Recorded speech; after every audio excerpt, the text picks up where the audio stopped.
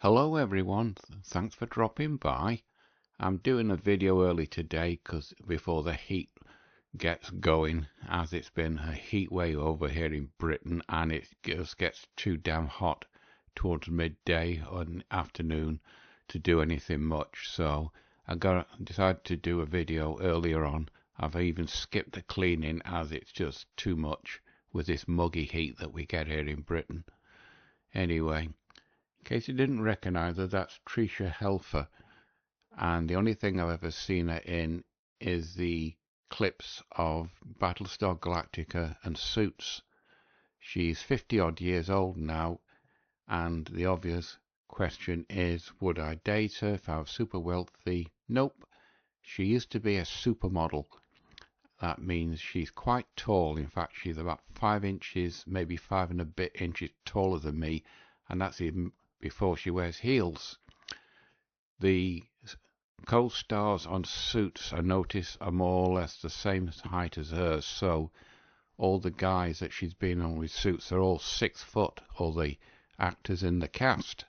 So that could be the height of man that a woman like her goes after, i.e. Mr. 666.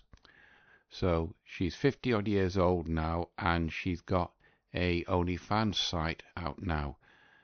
That means she's attractive and she looks very milfy.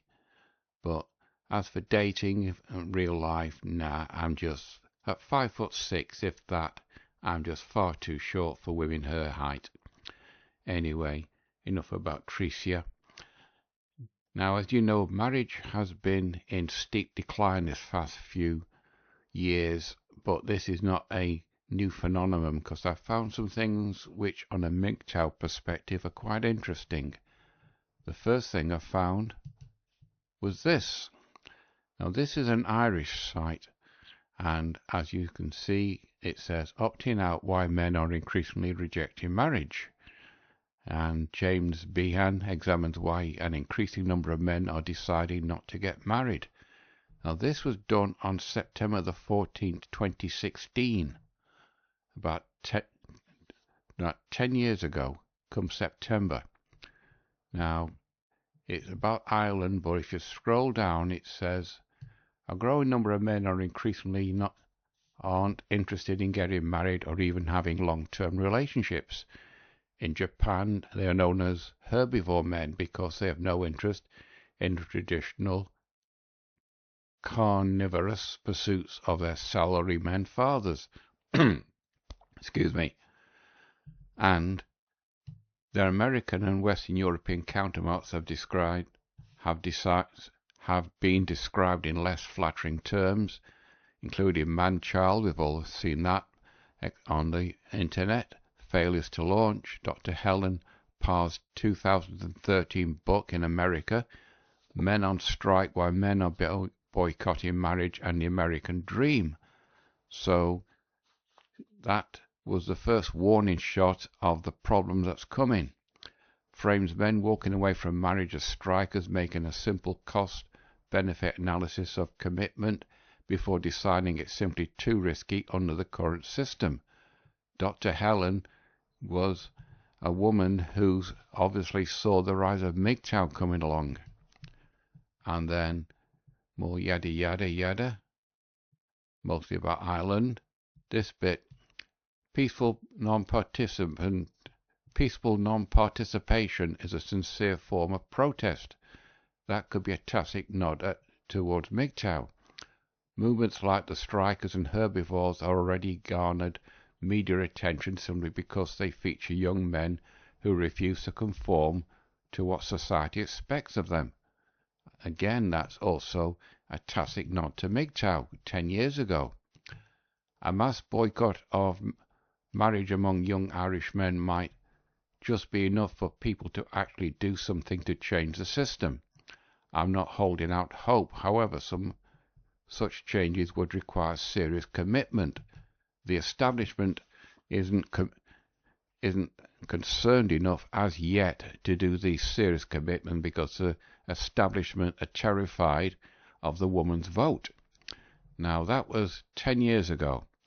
fast forward 10 years to today, I saw this title on Sandman's Memes of the Week video yesterday.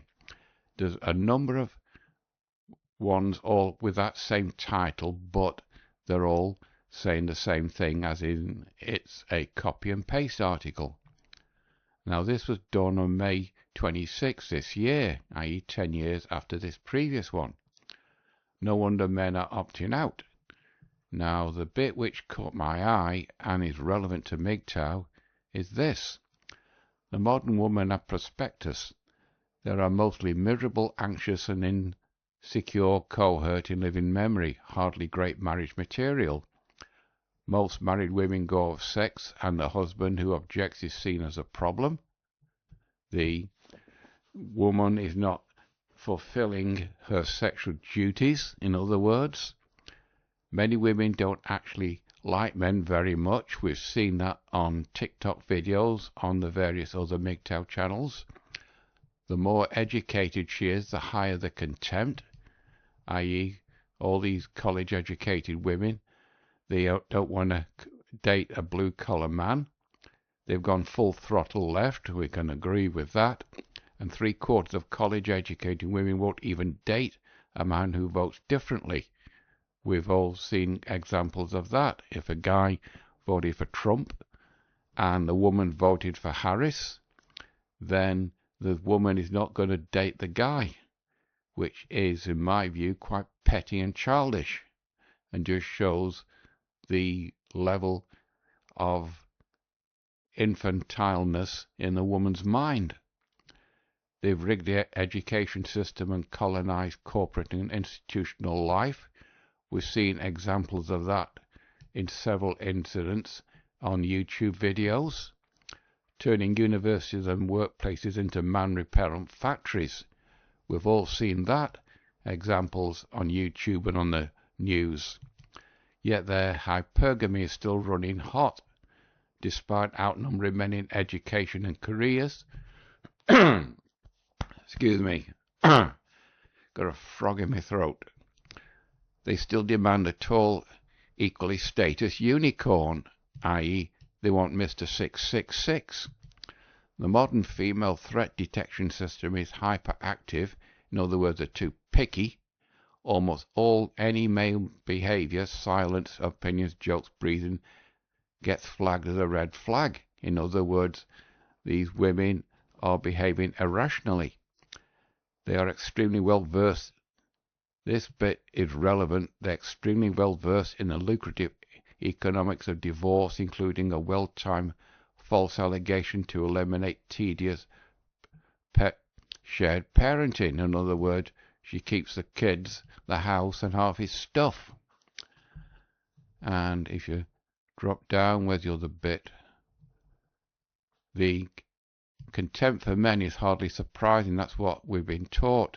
Mary Harrington, a British journalist and culture critic who writes on Substack, frequently criticises what she calls the, quote, femisphere, the online feminist space where women bound share grievances about men. We've all seen that.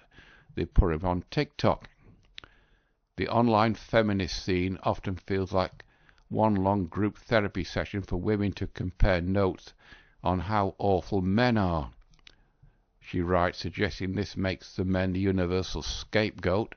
We've all seen examples of that, where ordinary male behaviour is routinely framed as toxic or oppressive, while women collective resentment is rewarded and amplified. We've all seen examples of that reported in the news. Casual low-level male bashing has become the background hum of progressive online culture. It ticking all the boxes there. And it says, not only does this toxic climate encourage women to be wary of men, but growing up in a hate-fueled online sewer, which in some cases these social media takes a toll on their mental health. We've all seen examples of women getting mentally unbalanced on TikTok. Psychologist Jonathan Hint has been warning that the toxic world of social media could lead to a rise of mental health problems, particularly in girls and young women.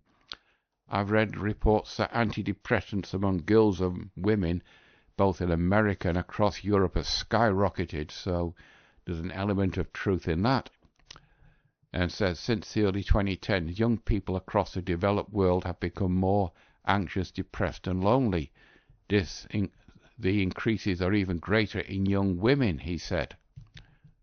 And then it goes down more yada yada. And where's the other bit? This bit. The economic story men have been replaced by automation and globalization. So, agreed. Automation has replaced a lot of factories. In my hometown of Warrington, there's a soap factory called Crossfields. When Mum got married and she moved to Warrington, Crossfields employed, I think, about 5,500 to 6,000 men. Now, I think there's only about 40 men in the whole factory. Mum got married in 1942, and Crossfields, as I said, 5,500 to 6,000 men. Now the factory employs, last I heard, was about 40, maybe 50 men. The whole soap processing method has been automated, so there's a relevant degree of truth on my personal experience. However, with the rise of AI coming along, all the office jobs that women normally do, they're all going to be replaced by AI. The Google, YouTube, not YouTube, you daft bugger. Google, if you write a question, the first reply you get is always an AI. So AI is going to replace an awful lot of female jobs in the future. So women are going to experience exactly what men have replaced, as automated methods replace what they do in the office. Anyway, it says the health story, opioids, disability, mental illness. The educational story, men are falling behind women in universities and therefore in the job market. But the universities teach a load of tripe at times. I did 4 years at college and I never even got an interview. I studied software development, all the processes to write programs, but even coders are going to be replaced by AI systems now. So even if I'd be able to get a job, it would probably be in danger of being replaced by a AI algorithm. So that'd be me out of a job. Just as well I'm retired now. It says the cultural story favoured by progressives, commentators, toxic masculinity is preventing men from adapting to the modern service economy. The modern service economy doesn't make things. You have to actually produce things, manufacturing. That's what builds a nation's wealth. All of these contain a grain of truth, but they do not account for what is really going on. The obvious explanation, the one staring at every data table, is intentionally ignored. It says marriage is the primary incentive for sustained economic effort. It always has been. And Elric knew it in 1983. And the economists have now confirmed it. There's an economic research paper. It says the decline in labour market prospects of less educated men. That established the prospect of forming and providing a family constitutes a critical male labour supply incentive. And the decline of stable marriage directly removes it. So the canary in the coal mine was also visible in 1983. Researchers at the Federal Reserve Bank of Dallas in Texas calculated that declining marriage rates are responsible for roughly half the drop in the hours men work. In other words, a guy's not going to work 60 hours a week if he lives on his own and can manage on a 40-hour week wage I didn't do any overtime unless it was mandatory. You get 8 hours and then that's it. You adapt your life to the level of income. Besides, if you do overtime, the amount of extra money you get is generally taxed, so you never see any of it. And it says, remove the marriage and remove the responsibility. The data has been telling us this for decades. And it says, but here is that nobody in the mainstream media will say it is not only that marriage has become too costly and too legally treacherous for men, though it is that many young women themselves have become, to put it plainly, not worth having. That's another a tacit nod towards MGTOW, and this author must have been watching the TikTok videos and the various MGTOW videos on YouTube. And half of young British women don't trust men. More than half of educated young women view men negatively. In other words, they wouldn't date down. They arrive at a relationship preloaded with grievance, primarily primed by algorithms that I have fed them a diet of male failure and female outrage since adolescence, and they are, by their own account, anxious, miserable, and politically furious. In other words, left-wing furious. And it said, what rational man surveyed in this landscape concludes that his life is missing by a legally booby-trapped commitment to a woman primed to be impossible to keep happy. Now,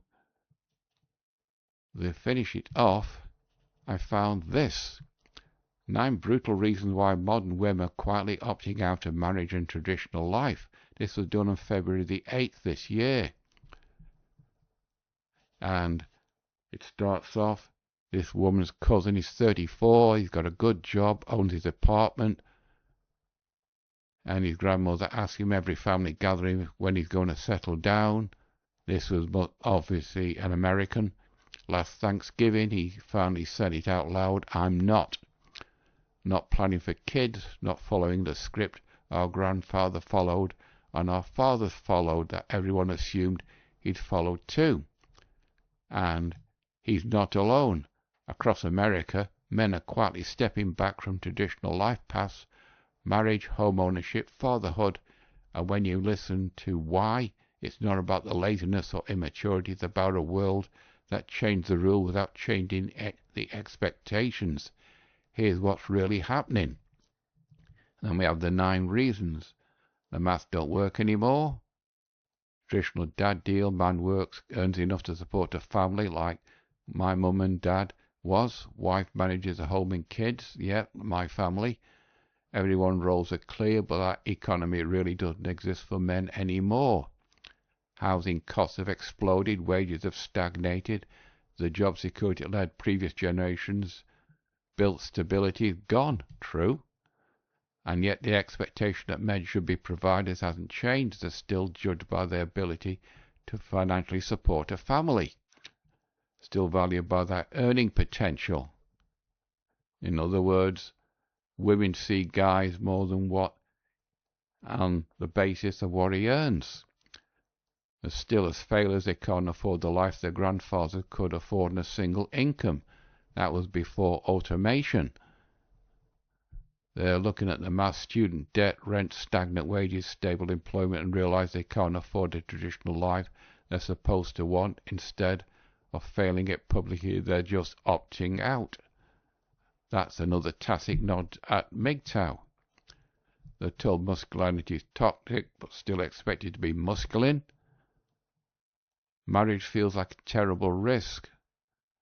They've watched their fathers, uncles, and brothers and go through divorces that destroy them financially and emotionally.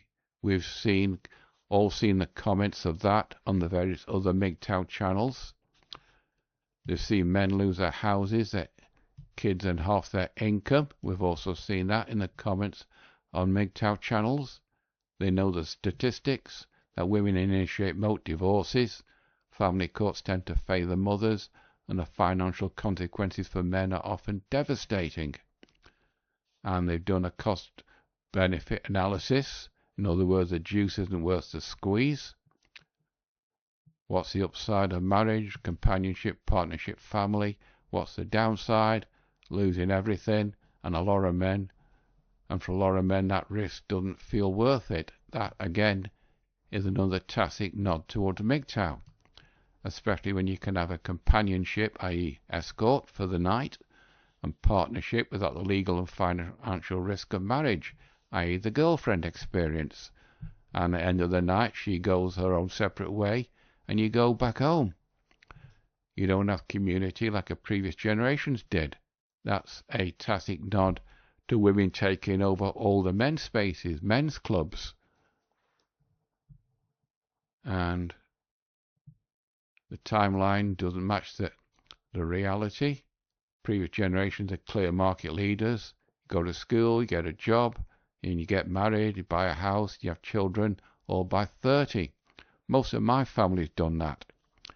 That timeline was achievable because the economy supported it. The plus automation didn't take masses of manual jobs which men used to do. Now they're graduating with massive debt, unless you're here in Britain, if you're not, debt's not paid off by the time retirement age, it gets dismissed and written off. Spending in their 20s on unstable jobs or gig work. Most of my working life has been tuppenny halfpenny dead-end jobs that there's no future in it, just bouncing from job to job, so I can agree with that. Living with roommates in their 30s, I didn't do that. I've been at home all my life. And then they're burned out not having to initiate everything. In other words, the guy's got to do all the chasing. Look at that, 3 women looking at him suspiciously. Women always work in packs, you notice. And dating relationships, married men still seem to be expected to do the pursuing, to make the first move, to plan the dates, to propose, to be the active partner, while women are selectors. Trouble is, women these days are quite picky. And online dating has made them feel disposable. We've all seen examples of that on the other YouTube channels.